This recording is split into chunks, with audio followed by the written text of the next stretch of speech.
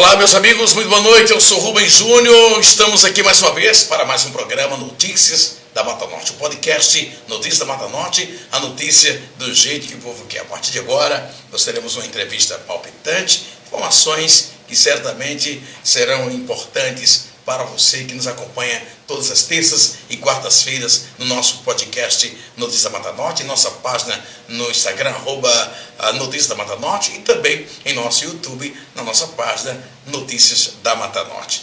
Boa noite para o meu companheiro Fábio Freitas. Boa noite a todos, sejam todos bem-vindos a mais um programa, né? Sempre atualizando vocês aí, compartilhem o link, né? Mandem também pergunta para o nosso convidado de hoje. Muito bem, amigos, como sempre a gente começa com um comentário. Mais uma vez, o cristianismo, os cristãos foram atingidos de forma vil, perversa e covarde por ativistas de uma universidade do Rio Grande do Sul, em que, travestidos supostamente em Jesus Cristo, de fio dental, cantavam vamos tirar Jesus da cruz, numa alusão ao Jesus professado e confessado por aqueles que creem no Cristo ressurreto, aquele que veio, se fez carne, viveu no meio de nós e morreu pelos meus e pelos seus pecados. Impressionante que quando se atinge a principal figura do cristianismo, não é intolerância religiosa, mas quando algum cristão ousa falar de um símbolo de qualquer outra religião, se torna intolerância religiosa. É preciso que os cristãos se unam em momentos como este para que fatos dessa natureza não se tornem cada vez mais recorrentes. Já não basta, muitas vezes, ter que ver igrejas sendo invadidas por ativistas políticos desafiando a fé cristã. Até quando os cristãos vão calar? Até quando vamos aceitar esse tipo de abominação contra o principal símbolo da fé cristã, que é Jesus Cristo? Eu, enquanto cristão, enquanto conservador, pai de família, que creio em Jesus Cristo, me senti atingido. Me senti certamente desmoralizado por uma minoria que não respeita, que pede respeito, mas que não respeita a fé alheia, nem o direito dos outros de professar a fé em quem quer que seja. Cabe a mim respeitar você que é budista, umbandista, você que é que trabalha com cartas de tarô. Cabe a mim respeitar você que é testemunho de Jeová, católico. Cabe a mim respeitar o seu direito de professar a sua fé. No momento em que a minha fé é atingida, aí o seu direito ele cai por terra. Portanto, é preciso rever esses conceitos. Vivemos num país laico e é por isso que devemos respeitar uns aos outros, independente da sua fé, de sua religião. Mas o que fizeram mais uma vez contra os cristãos deste país foi uma aberração. É preciso que as autoridades garantam que está na Constituição o direito constitucional de professarmos a nossa fé sem sermos atingidos de forma tão perversa e cruel como tem acontecido nos últimos anos aqui, principalmente em nosso país. O Brasil, que é um país eminentemente cristão, que 78% de sua população professa a fé em Jesus Cristo. Portanto, mais uma vez, os ativistas deram um exemplo negativo naquilo que eles acham que é uma brincadeira. Eles estavam blasfemando contra o principal símbolo da fé cristã, que é Jesus Cristo. Que as igrejas se levantem, católicas, evangélicas, protestantes, no sentido de se unir contra este mal que tem se levantado contra a Igreja de Cristo. São 7h44 aqui em nosso estado, em nossa cidade de Carpina, a capital da Mata Norte de Pernambuco. A você, nosso muito boa noite, obrigado a você que nos acompanha em nosso Instagram também, do Notícias da Mata Norte. Meus amigos, hoje vamos conversar com uma figura muito conhecida aqui da cidade de Carpina, uma mulher guerreira que não deixa os seus ideais e aquilo que ela acredita em segundo plano, sempre pautada pela ética, pelo respeito aos direitos, principalmente em defesa da mulher. Ela que é graduada em filosofia, tem bacharelado, licenciatura pela Universidade Federal de Pernambuco, graduada em Direito pela Faculdade Integrada do Recife e mestrado em filosofia pela Federal de Pernambuco. Professora, coordenadora pedagógica do curso de Direito da Faculdade Santíssima Trindade e da Autarquia de Ensino Superior de Limoeiro. Possui também mestrado em filosofia com o aprofundamento em ética, atuando principalmente nos temas como duração moral, Bergson, trabalho infantil e direito. Atuou também como diretora acadêmica de Faculdade de Ciências Jurídicas de Limoeiro. Ex-secretária da Mulher de Carpina, onde o seu trabalho notadamente foi reconhecido pela população carpinense. Hoje é uma das figuras expressivas, volta a comandar esta secretaria no governo de Eduarda Gouveia. Eu estou falando de Isaura Pessoa de Moura. Professora Isaura, seja bem-vinda ao nosso podcast. Muito obrigada, Rubens. Boa noite a todos que estão aí assistindo Notícias da Mata Norte.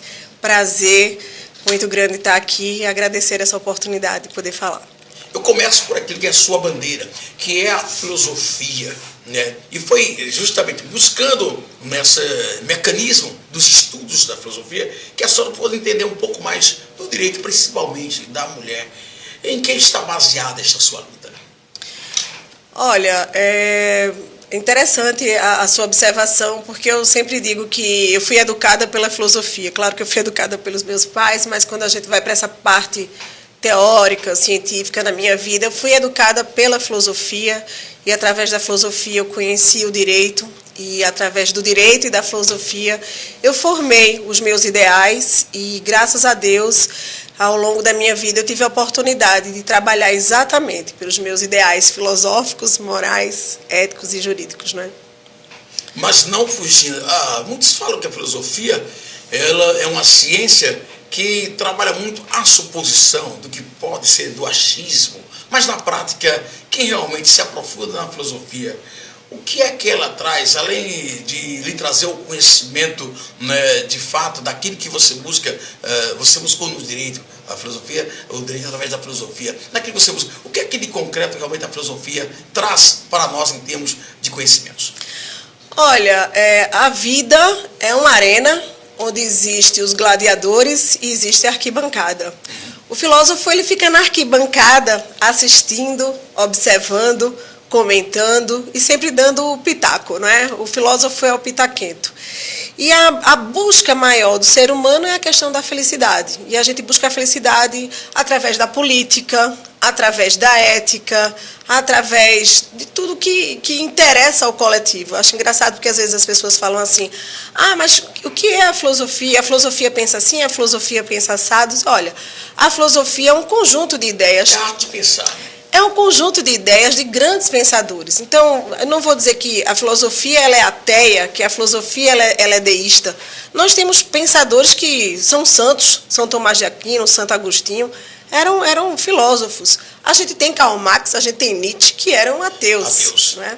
Então, dentro da filosofia se tem de tudo, como se tem dentro de uma medicina, você tem um médico que é ateu e um médico que acredita em Deus. Da mesma forma, a filosofia. A turma fala muito na filosofia marxista, né? O que é a filosofia marxista, professora? Olha, Karl Marx foi um grande utopista, né? Ele teve a sua utopia, sonhou em colocar a sua utopia em prática. Tem um livro que eu sempre recomendo meus alunos do George Orwell, que é A Revolução dos Bichos, não é? Onde eles vão lutar pela democracia, onde eles vão lutar pelos direitos, pela igualdade, eles expulsam o dono da fazenda e, no fim, eles acabam fazendo a mesma coisa que os seres humanos faziam com os bichos quando tomam o poder. Então, na prática, eu não acredito na filosofia marxista, acredito na intenção de Karl Marx, mas, na prática, a natureza humana, infelizmente, é muito competitiva, muito egoísta, como bem dizia Maquiavel, e aí fica complicado a gente colocar essa filosofia utópica de Karl Marx em prática. Eu poderia afirmar que a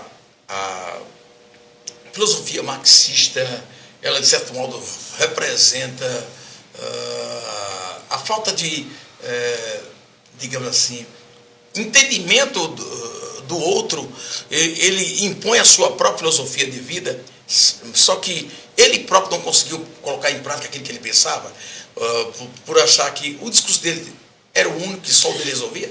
Olha, Karl Marx e Friedrich Engels, que eram muito amigos, o Friedrich Engels era um milionário, era um dono de fábrica, um industrial, que junto com Karl Marx, ele estava lá disposto a abrir mão de toda a sua riqueza e colocar em prática o comunismo. Isso. O comunismo é uma sociedade igualitária, onde ninguém tem mais, onde ninguém tem menos, onde todos têm as mesmas oportunidades, onde todos comem o mesmo feijão, o mesmo filé. Isso é utópico, né? E aí, exatamente isso. Fica complicado a gente colocar isso em prática. Né? Meu querido Fábio Freitas, estamos começando com uma aula. É verdade, é verdade. Então, assim, é muito bom, isso é bom. Né? Verdade. Ô Isaura, a gente vê que você tem um posicionamento firme, né?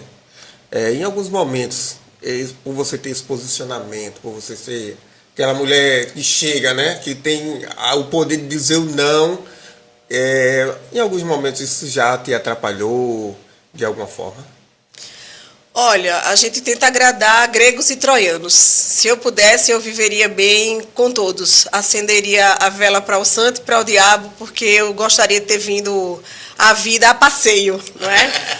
Mas, às vezes, involuntariamente, a gente é colocado na parede e a gente tem que se impor, realmente. Não é? E eu me imponho quando eu tenho convicção das coisas.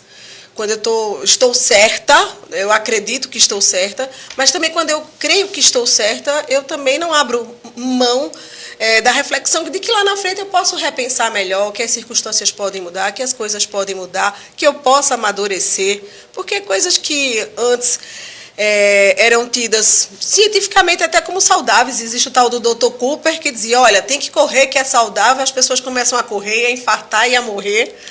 Não é para correr, é para caminhar. Então a gente muda. Né? Quantas vezes a gente vê aí nas farmácias, remédios sendo retirados da prateleira, porque a princípio ele fazia bem para uma coisa, faz mal para outra, e a gente tem que mudar também, a gente tem que ser flexível. Isso significa crescimento. Não é? A gente não nasce grande. Essa semana eu vi uma frase que eu gostei muito, que diz assim, olha, fazendo uma analogia, assim, olha, quem começa de cima é quem cava buraco. Não é? E é isso, eu não comecei de cima, eu não começo de cima, eu não começo sabendo, mas a gente corre para aprender. Agora, isso no seu dia a dia, quando você buscou o mestrado em filosofia, o que é que lhe faltava? Olha... Porque o mestrado é um passo a mais do teu curso superior. Então, falta algo mais. Então, o que é que me faltava para eu buscar o mestrado, depois o doutorado e me especializar?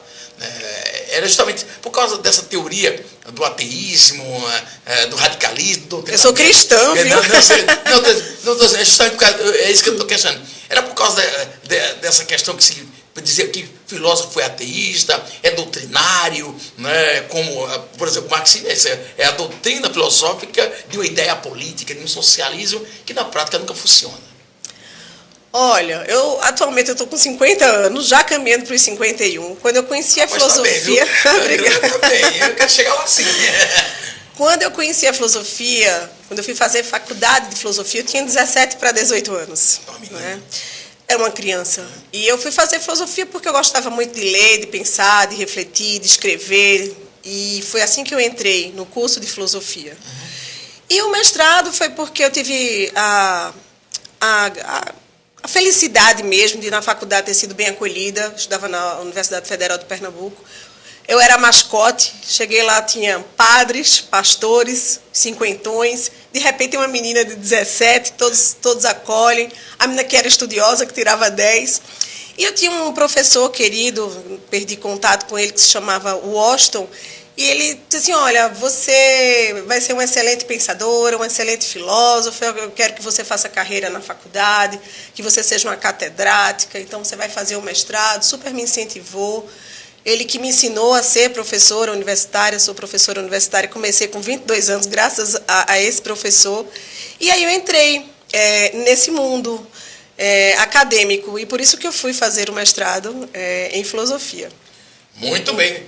Olha, nós estamos conversando com a nossa querida Isaura, né, secretária da Mulher aqui de Carpina. Daqui a pouco a gente entra nos temas locais. É porque está lá na Idade da Pedra. Eu gosto, porque para mim, eu digo, hoje um camarada de mim chegou para mim hoje e disse: o único que eu respeito é você, Rubens. Você, porque você é o cara. Eu disse: não, eu aprendo todo dia. Então, Eternos aprendizes. Quando eu tenho uma entrevista com você, eu tenho que buscar mais conhecimento, porque é isso que está em casa acompanhando ele quer, né? A gente gosta, então assim, e eu gosto de aprender, né? Enfim, e qual é a tua filosofia de vida, por exemplo? A minha filosofia de vida, como é que se define a filosofia de vida de um cidadão? É isso que tem que dizer a você, professora. Olha, é complicado, porque eu sempre criticava essa frase. Qual é a sua filosofia de vida? Né? Não existe uma filosofia de vida. Mas eu entendo, assim, no popular, o que é que as pessoas querem dizer quando perguntam qual é a sua filosofia de vida. Olha, a minha filosofia de vida, ela é muito simples. A minha filosofia de vida é simplesmente viver. Eu falo para os meus alunos, eu sempre estou fazendo referência porque eu vou lembrando das aulas, mas eu sempre falo assim, olha, a gente pode ter aí duas filosofias. Ou aquela esqueci o nome do cantor, vocês vão me ajudar agora, que diz assim, deixa a vida me levar, vida leva eu. Zeca Pagodinho. Zeca Pagodinho. E tem um outro que diz assim, quem sabe faz a hora, não espera acontecer. Isso é Raul Seixas, né? Não, eu acho que é... Quem sabe faz... É MPB. Alguma coisa Sodré... A gente lembra depois. Vai Alguém ajuda aí, pede aí para interagirem com a gente. A técnica vai lembrar. E aí a minha vida é essa, quem sabe faz a hora, não espera acontecer. Claro que existem surpresas da vida, a gente tem que procurar se fazer na vida, ou você vai ser um objeto, ou você vai ser uma coisa, ou você vai ser sujeito. E eu acho que a gente tem que ser senhor do nosso destino, a gente tem que ser sujeito dos nossos destinos. Geraldo Vandré. Geraldo Vandré, isso aí. E a gente tem que fazer a nossa história. Às vezes, no percurso, Deus vai recalculando aí a rota para a gente, vai tirando a gente de uma rota. E também não tem que teimar, porque Deus está sempre no controle e a gente vai vendo os sinais. Outro dia eu vi um comentário que era bem interessante. Eu, quando criança, gostava muito de assistir A Caverna do Dragão, e ela fazia essa menção. Disse, olha, você vê que quando a gente está determinado, quando a gente quer uma coisa, a gente vai caminhando e durante o caminho as coisas vão aparecendo. Sim. Não é? Então é isso, quando a gente se projeta, quando a gente sabe o que a gente quer, a gente vai caminhando e as coisas vão aparecendo no caminho. Isaura, eu não sei se a filosofia tem essa percepção, mas hoje existe aí, por exemplo, esse negócio que eu me identifico com isso, eu me identifico com aquilo, eu me identifico com uma raposa, como um gato, como um cachorro, chamado histéria. Né? Isso é uma filosofia de vida? É uma reflexão, né? Não diria que é uma filosofia, não. Porque realmente não dá para compreender isso. Né? Bom, tem pessoas aqui, mandando a Silvana, bate palmas para você, Silvana Araújo. Silvana, minha querida, minha chefe, lá na Faculdade Santíssima Trindade, lá em Nazaré, onde eu sou professora de Direito. Alteneide, verdade, Isaura, parabéns. Alteneide, minha querida, mulher, parceira lá na Secretaria da Mulher. Profissional, viu? Muito obrigada, Alteneide. Isaura, uma grande mulher. Denise, a freira lá do colégio aí, Paula Francinetti. Emanuele, bate palmas e manda corações para você. Muita gente querida. Rodrigues Doro, manda um grande abraço a todos, em especial Rodrigo, a nossa secretária. Meu amigo. Um grande trabalho. Vamos estar na pauta da mulher, vai, meu filho? Vamos? Vamos lá? Vamos ver. Vamos nessa. É 2 contra 1, né? Eu queria Rubem, tocar no assunto, porque assim, ela também entrou na área de direito, né? Eu queria saber como você tomou essa decisão para entrar na área de direito, né? Eu acho que é pelo posicionamento que ela tem. Não, é engraçado. Essa parte do direito foi deixa a vida me levar. Eu queria fazer doutorado em filosofia do direito. Uhum. E aí eu fui fazer direito para fazer o bendito doutorado em filosofia do direito. E comecei ainda a assistir às aulas, a fazer lá o doutorado, mas me apaixonei pelo direito, o direito me chamou, eu me envolvi com o direito, quando eu vi já estava muito envolvida. Teve uma época até que eu pensei em desistir, então um juiz muito querido que a gente teve aqui no nosso município, recebeu até título de cidadão agora no final do ano, doutor Júlio Onei, ele falou, e eu não esqueci nunca, ele disse, mas doutora, você pode ajudar ajudar tanto as pessoas, você tem ajudado tantas pessoas e ainda pode ajudar tanto. Aí ele me pegou, não é? Quando ele disse, você pode ajudar tanto. E aí eu disse, então eu vou continuar por aqui. Não é? Então o doutorado está em stand-by para quando eu puder, não é? E até mesmo o direito, eu enquanto advogada também no momento está em stand-by por conta dos cargos aí que a gente vai seguir na vida. A realidade hoje da mulher, né, o feminicídio tem crescido assustadoramente. Né? E você assume uma pasta, né, você já vinha dessa pasta, desempenhou um papel brilhante na gestão passada. Obrigada. E aí, isso é pouco notório, as pessoas não têm o que dizer. De Isaura, funcionamento político é uma coisa, trabalho é outra. E você, enquanto na pasta esteve, você mostrou para tanto que a Eduarda a reconduziu, né? Pelo trabalho, pelo conhecimento de causa que você tem. O que fazer para ajudar essas mulheres? Muitas coisas, muitas coisas. Primeiro, tentar se sensibilizar. Eu acho que tudo na vida é uma questão de sensibilidade. Às vezes você passa por um mendigo na porta da igreja, entra rezando, orando, Senhor, Senhor, e não tem a sensibilidade de ver o que seus olhos mostram. A gente tem que ver o que os olhos mostram, ouvir o que os ouvidos, não é? Escutam e por aí vai. Então, a primeira coisa que a gente pode fazer pela mulher é se sensibilizar. Ser mulher, só quem está na pele da mulher sabe o que é ser mulher. Nada como uma mulher para falar de outra mulher. Agora, quando a gente diz uma mulher para falar de outra mulher, aí novamente a gente tem que ser tocado pela sensibilidade. Porque, infelizmente, a gente segue aí uma cultura profundamente arraigada no machismo. Um machismo cultural que os homens muitas vezes não querem ser machistas, mas são porque assim foram educados, foram criados e nem percebem que são. Mulheres que são machistas e que também não percebem que são. Então, quando a gente fala em primeiro se sensibilizar, é isso. A mulher se despir do machismo que ela foi educada.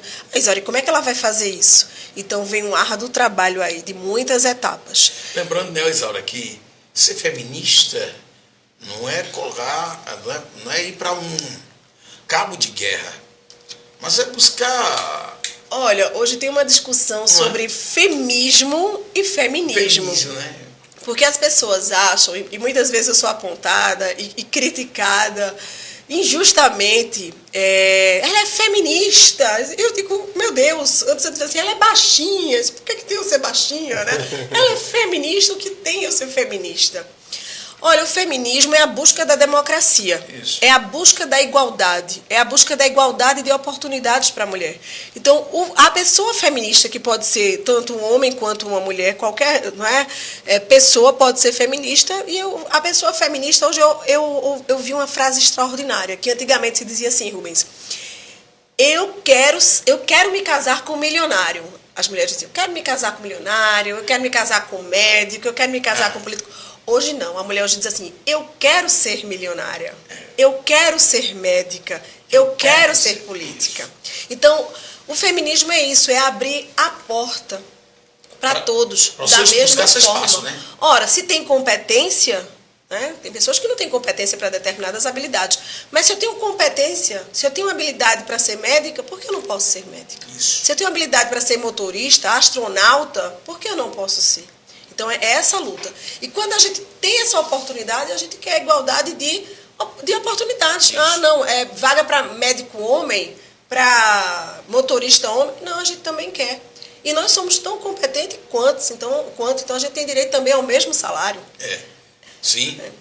O homem tem direito de usar a roupa que quer. A gente também quer ter o direito de usar a roupa que quer. Né? E ainda assim ser respeitada.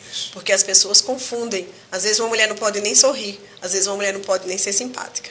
É verdade. Muito bem, são 8h04. O tempo voa com a Isaura. Viu? É verdade. Ô Isaura, para que muitos têm dúvida, né? Eu queria fazer o seguinte pergunta. Qual o papel da secretária da mulher? Para que muitas pessoas entendam. Porque às vezes as pessoas misturam uma coisa que não tem nada a ver com a outra. Eu vou dizer primeiro qual é o papel da secretaria e depois eu vou dizer qual é o papel da secretária. Certo. Tá? Olha, eu quando fui ser secretária da mulher, eu ainda não sabia qual era o papel da secretaria e nem da secretária. Isso aí eu aprendi na vida, isso aí eu aprendi na prática, com a experiência mesmo. Sabe, né? E aí eu logo entendi, primeiro que o primeiro papel da Secretaria da Mulher é a questão da segurança. Segurança pública. Porque a mulher precisa estar segura para a família estar segura. Sim. Porque se uma mãe não está segura, ela vai ter toda a família desestruturada. E não vai ser apenas a mulher que vai ficar desestruturada. Vai ser o menino, que amanhã vai ser homem, que vai ficar desestruturado. Vai ser a menina, que não vai querer ter uma relação com um outro rapaz, não vai querer casar, porque ela tem os traumas de vida dela. Então, que mais? A gente vai adentrando aí. Chego na delegacia e o delegado.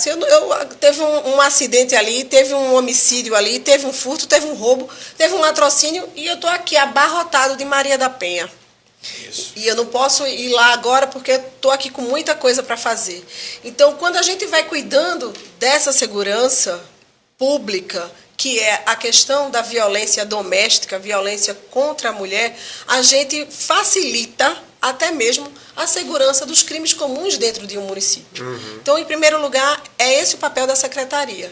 Combater a violência doméstica, cuidar da segurança pública. E depois vem um papel aí que é muito bonito, que é a questão dos direitos humanos. A nossa Constituição, você falava agora aí na questão da religião, que é um direito constitucional, as suas crenças, não é? Então, os direitos humanos é uma questão da Carta Magna, da Carta Maior, da nossa Lei Maior, tão lutada e defendida aí por todos os órgãos jurídicos.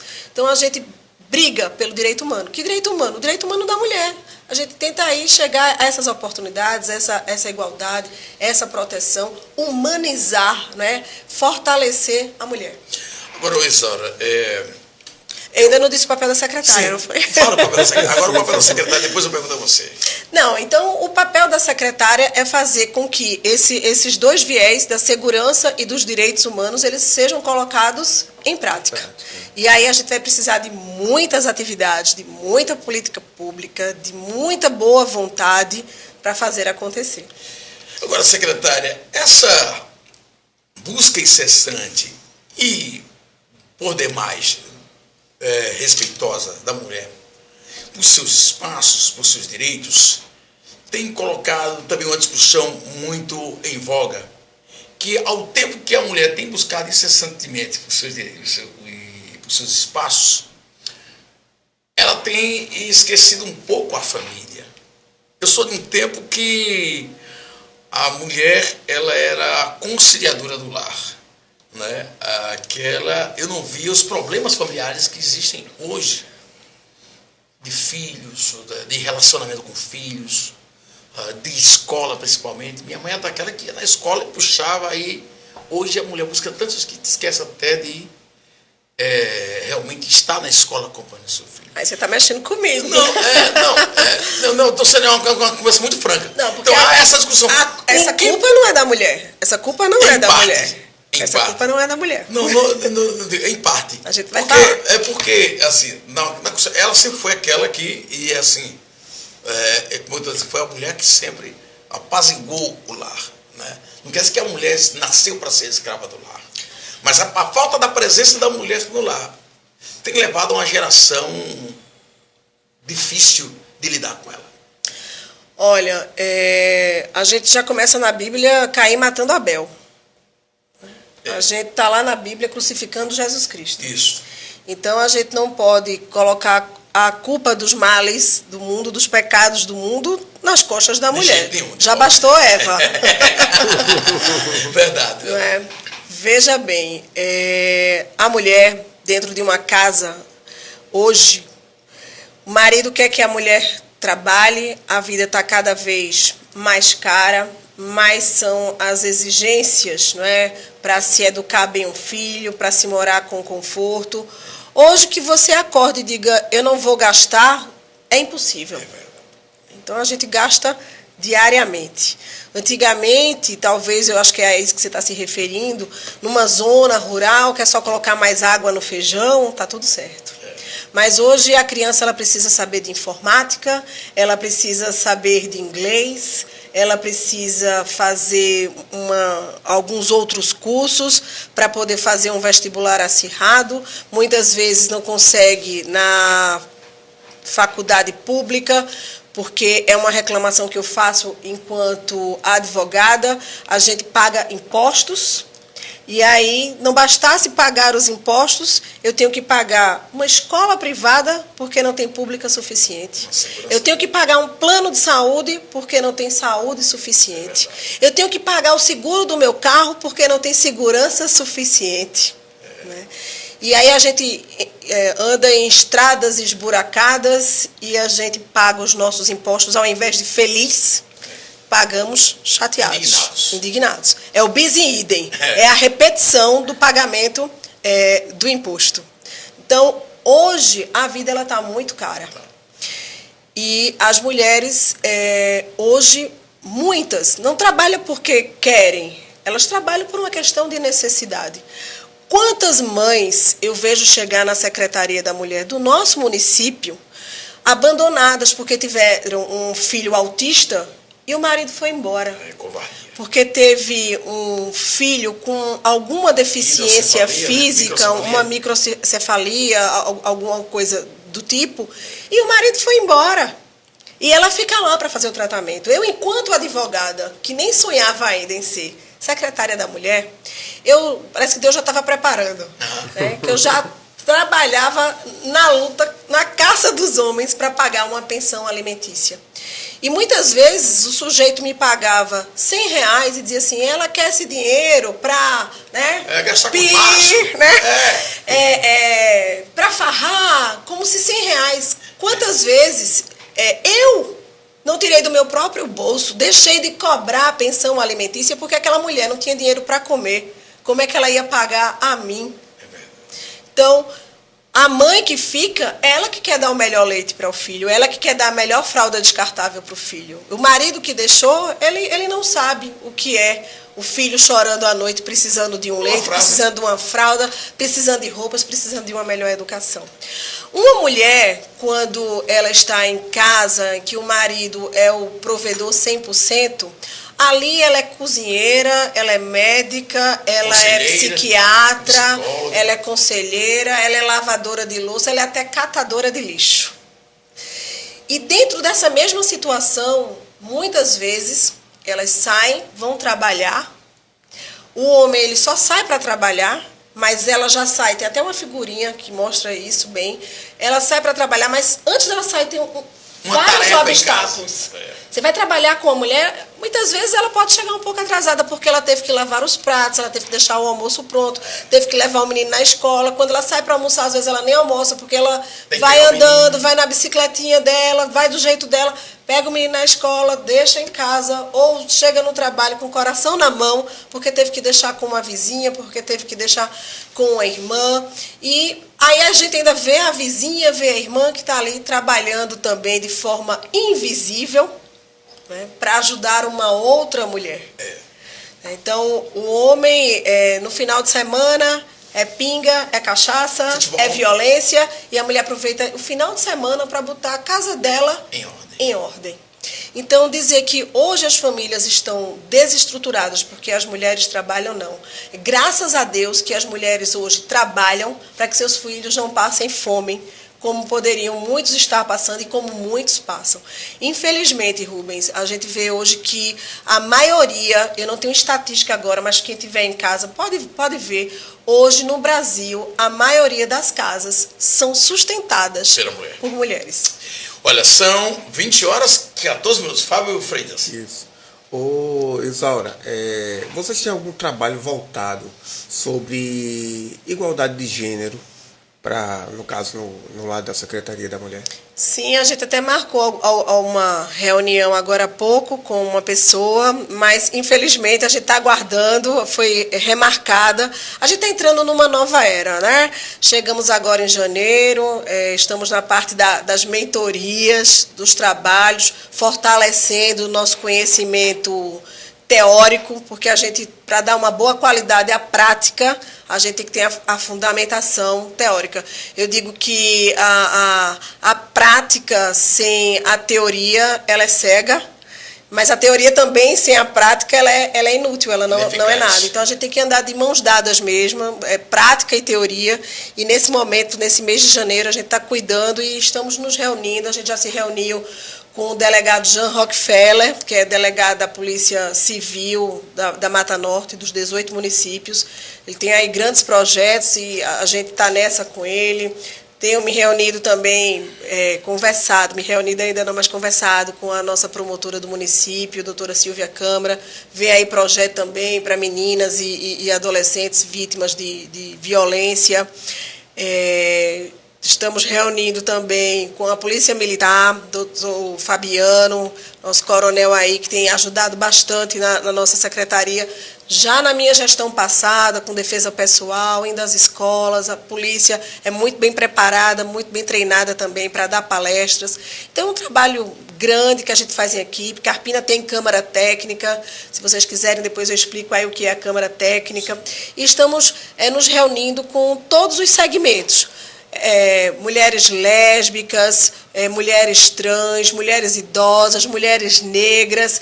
Eu digo que a Secretaria da Mulher é uma secretaria para as mulheres, não somente para as mulheres que sofrem violência doméstica, mas para as mulheres que estão angustiadas, que estão infelizes, que a gente possa melhorar aí a qualidade de vida dessas mulheres, conquistar mais direitos e um bem-estar maior para todas elas. Isaura, dentro dessa concepção, muitas pessoas têm confundido, né, o termo empoderamento da mulher, né, e tem levado isso mais para um ativismo político do que para a busca verdadeiramente de dar à mulher o seu devido espaço, o seu devido poder como mulher na sociedade. Né? Como isso vai ser trabalhado aqui para deixar bem decidido? Que as pessoas não confundam o que é o empoderamento. Não é desafiar o homem, o empoderamento. Exatamente. A gente falava agora sobre feminismo e feminismo, não é? Que o feminismo é essa busca pela democracia, pela igualdade de oportunidades, enquanto que o feminismo, sim. Enquanto que o feminismo quando realmente a mulher quer se sobrepor, é o antônimo do machismo. O machismo quer ser mais do que a mulher, o feminismo quer ser mais do que o homem, não é? E quando a gente vai para o empoderamento, o que é o empoderamento? A gente vê mulheres sem brilho no olhar, triste, cabisbaixa, que não tem mais sonho, que não tem mais esperança, que não tem nenhum 1% de fé sobre si mesmo, né? Então, a gente, com o empoderamento, é exatamente esse resgate da mulher, para que ela se resgate, primeiro pela autoestima dela, para ela cuidar da beleza dela, da saúde dela, fazer com que ela se torne conhecedora, que ela se informe, que ela tenha subsídios para ter força na língua, para que a gente dê palavras, para que ela possa gritar, para que ela conheça os direitos dela.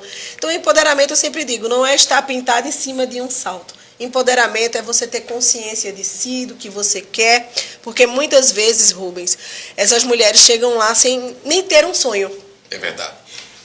E um detalhe, o que é que eu vejo? Eu vejo muitas mulheres que se dizem empoderadas, aí, por exemplo, umas, né, mostram logo o sovaco cabeludo, né? Mas é a realidade que a gente vê. Outras raspam logo a sobrancelha e começam a viver uma vida absolutamente diferente. Olha, hoje os homens estão depilando a axila, estão usando creme, e daí? Quem quiser fica com cabelo, quem quiser não fica, isso não é da conta de ninguém. Mas elas usam isso como sinônimo de empoderamento, e não é. A mulher não pode deixar de ser feminina. Isso não é sinônimo de empoderamento. Isso é um grito de protesto. Diz assim, olha, eu faço o que eu quiser. É um grito diferente. Porque o homem pode fazer o que quiser, a mulher também pode. Claro, desde que não, como você falou aí no início da sua fala, desde que você não adentre sobre o direito do outro. Isso. Porque o seu direito termina quando começa o meu. Quem dizia isso era Immanuel Kant, lá na Alemanha, né? Filósofo. Então, desde que você não machuque ninguém, que você não faça ninguém sofrer, que você não se aproprie do que é propriedade do outro, não tem problema nenhum. Ninguém vai ficar doente porque alguém ficou com cabelo no sovaco. 49% dos lares brasileiros são comandados por mulheres, sustentados por mulheres. Quanto? 49%. Pois é, tá vendo? Já deve ter tido uma baixa, Já porque deve quando eu vi, acho que alguns tomaram vergonha. E rapaz, vou precisar muito dessa estatística negativa. A gente né? tem que trabalhar mesmo, tá vendo? É verdade.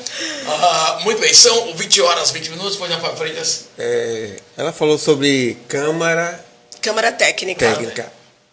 Ficou uma interrogação nova. Você poderia falar para a gente? A Câmara Técnica é quando autoridades se reúnem para diminuir arestas, e a Câmara Técnica que a gente tem é em combate à violência. Então, quais são essas autoridades? Exatamente. Polícia Civil, Polícia Militar, OAB, a própria Secretaria do Município, Ministério Público, Justiça, todos esses órgãos, eles se reúnem trimestralmente, não fazendo aqui, pode acontecer de ter a necessidade de um encontro extraordinário, mas, em regra, trimestralmente, para a gente discutir as arestas. Porque, por exemplo, a gente luta numa sexta-feira para prender um sujeito e muitas vezes chega no sábado e ele está solto. E lá na segunda-feira ele passa lá na minha secretaria me ameaçando. Né?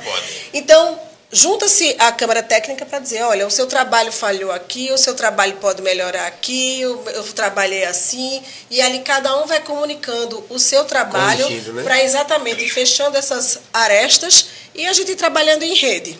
Ô, Isaura, eu sou repórter policial e já vi muitos casos de mulheres lá na Paraíba, onde eu trabalho na TV, de chegarem lá machucadas, espancadas. E quando a polícia vai prender, não, doutor, eu não quero que prenda ele, não. Por que isso ainda acontece? Olha, Isaura? Porque é um problema sério. É um assunto muito delicado. Faz o cumprimento da Lei Maria da Penha, mas aí ao mesmo tempo ela se torna ineficaz porque a própria mulher impede muitas vezes. Rubens, eu certa vez, na minha outra gestão, era uma sexta-feira, a gente quando saiu da secretaria era quase meia-noite para dar fuga a uma mulher, numa sexta-feira. Na quarta, na quinta-feira ela estava de volta. Né? E aí eu poderia dizer assim, estou chateada, fui dormir tarde, dei fuga, dei o pescoço e não deu em nada. Né? E ela voltou. Mas a gente precisa ser compreensivo. As mulheres precisam da sororidade, da irmandade.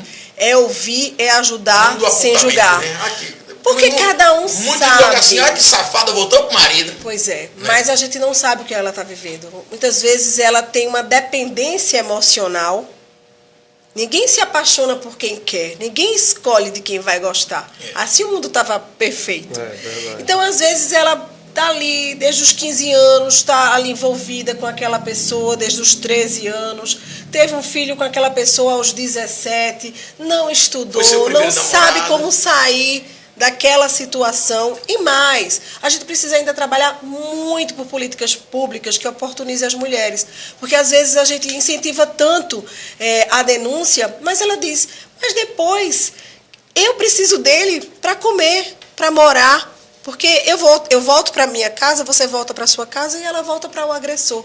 Então, é isso, a gente precisa empoderar, torná-las mais fortes no que pertine ao conhecimento, para que elas possam ter um trabalho. E às vezes não tem o apoio também da família em casa, né? Quando ela sai. Ainda tem o machismo, a família que não quer a filha separada, que apanhe, se aguente aí, que a gente não quer a vergonha social. Em pleno século XXI, a gente ainda tem muitos preconceitos, e hoje parece até que é pior, porque a pessoa tem o preconceito e diz que não tem. Isso não tem. Né?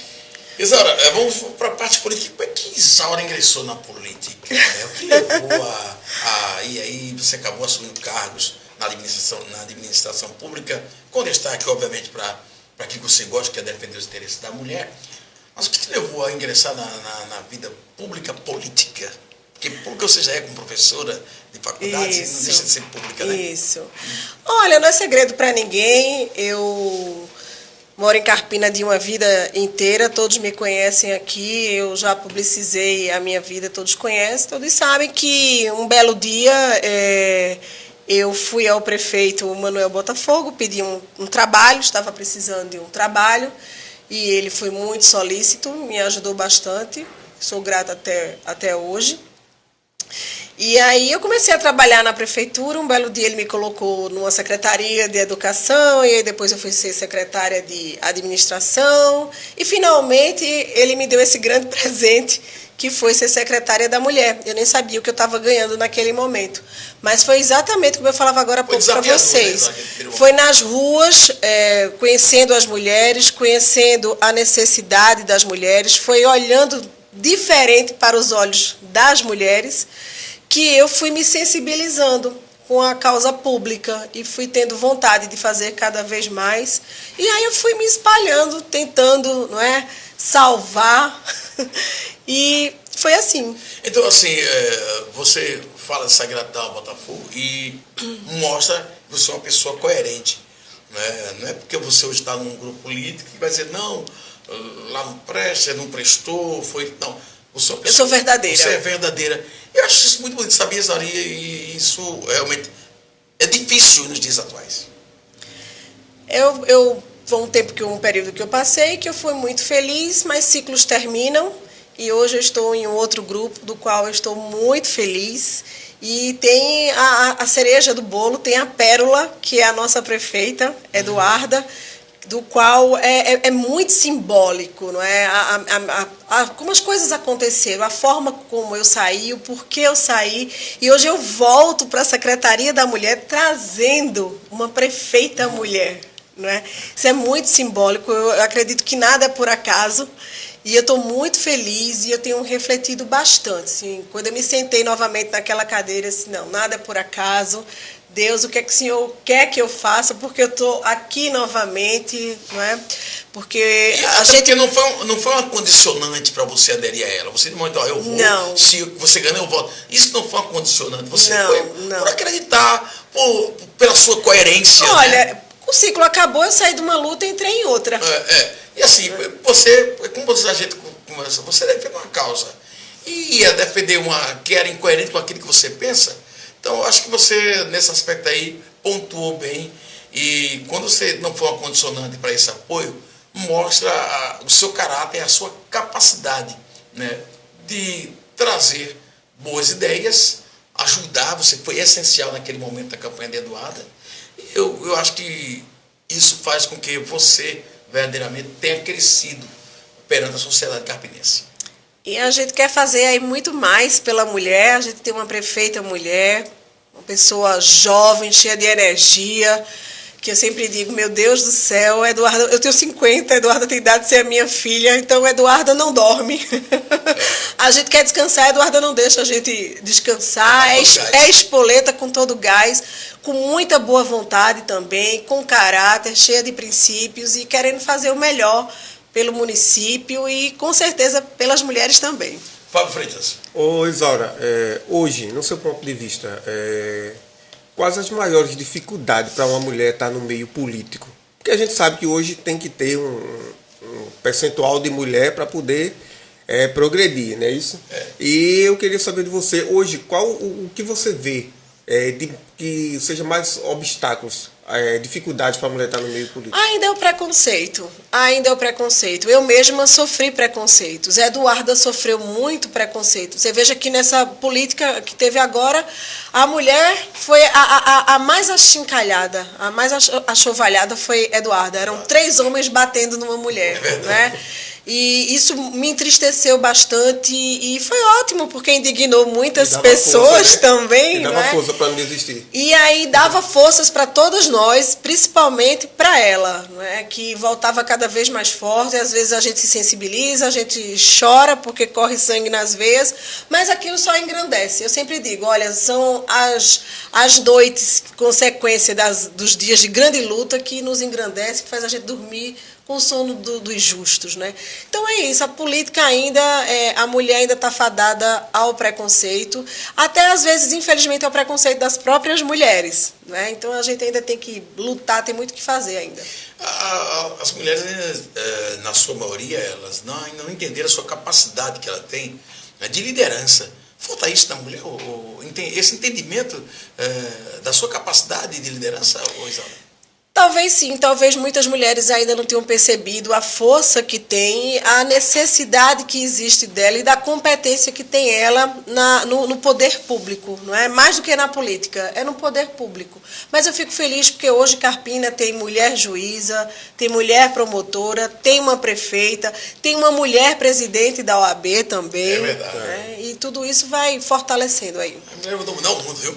Muito bem, são 8 horas e 29 minutos. Mas a natureza é mulher. É, a natureza é mulher. Isaura, nós chegamos ao momento do ping-pong, que é... Eu sou péssima. Perco todas as bolinhas. São perguntas rápidas com respostas objetivas. Claro que você vai responder em 1, 2, 3, uma frase, você que sabe, neste momento do nosso... Tem a opção, peço prazo de 5 dias. Não, vamos ser objetivos. Vamos lá. Isaura, de que você se arrepende? Ainda não deu tempo de me arrepender de nada não, viu? Nada. Não. Sinceramente. Não. O que é que te causa repulsa? Desaforo. Injustiça. Se pudesse voltar... Você hoje, viu? Né? Se pudesse voltar no tempo, o que você gostaria de fazer novamente? Eu sou muito procrastinadora. Eu gostaria de aproveitar melhor o meu tempo, sabe? Eu penso muito nessa história de tempo líquido. Eu gostaria de ser mais objetiva, de racionar mais o meu tempo. Racionar mais o tempo. Quais são os objetivos que você ainda não alcançou? Quais são os objetivos que eu ainda não alcancei? Porventura. O doutorado, né? O doutorado, e ainda tem muito que fazer pelo poder público, pelas mulheres. Eu acho que eu ainda posso usar o poder público mais para fortalecer as pessoas que precisam, porque a política é exatamente para isso, para ajudar as pessoas a administrar melhor. Então, eu acho que eu tenho esse objetivo de aproveitar melhor. E a gente está aí no trabalho, na luta. O que te causa medo? Olha, eu estou começando a perder. Eu tinha muito medo da morte. Eu dizia assim, poxa, Isaura é feliz? Isaura é feliz. Mas quando lembra da morte, já não é mais feliz. Mas estou ficando mais velha, parece que a vida, a natureza é muito sábia. Estou começando a perder medo da morte. Isaura, qual é o teu livro de cabeceira? Olha, são muitos. Eu leio muitas coisas. Já imagino uma pessoa que gosta de estudar direito, que estuda filosofia, a gente lê muita coisa. Mas eu vou surpreender vocês com um livro bem pueril, que eu recomendo para todos, que é O Pequeno Príncipe. Eita. Eu poderia falar O Capital, de Karl Marx, né? Mas eu falo O Pequeno Príncipe, porque o Saint-Exupéry, ele é extraordinário. Então, ali fala em limites, fala em possibilidades, fala em sonho, fala em amizade. Fala das buscas, né? Então, eu acho que a gente teria que começar pelo Pequeno Príncipe. Pelo Pequeno Príncipe. Família. Quem é a raiz de Isaura? Os meus pais, não é? Eu fui uma pessoa que, graças a Deus, vivi numa família de pai e mãe, tive esse privilégio de um pai responsável, presente, de uma mãe que estava ali para me ouvir sempre. Então, a minha base familiar são os meus pais. A minha avó, que morreu com 100 anos, também me deixou grandes lições. Grandes lições. Porque ela era uma mulher forte. Então, os seus pais já não estão entre nós? Graças a Deus, sim. Sim. Só sua avó que... Só a minha avó. Minha avó foi muito forte na minha vida. 100 anos. 100 anos, porque a minha avó, eu não peguei essa parte, mas meu avô morreu com 54 anos, eu nem conheci, e ela seguiu a vida vitoriosa, sozinha. Você ainda lembra de alguns momentos com ela?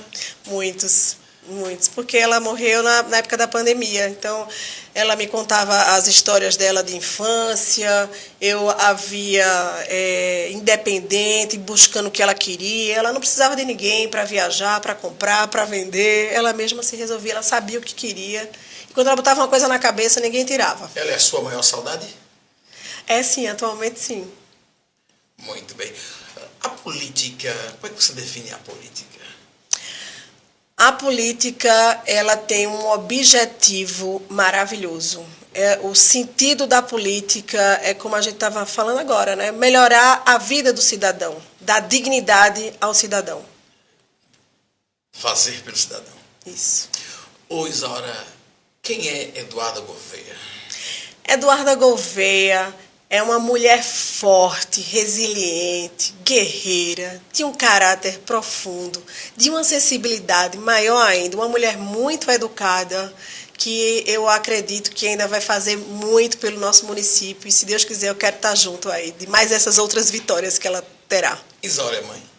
Isaura é mãe, eu tenho um casal de filhos, tenho uma filha de 24 anos, que é médica, meu orgulho, e de um filho também, que tem 18, vai fazer 19 anos, que faz Ciências da Computação na Universidade Federal. Meus filhos são meu orgulho.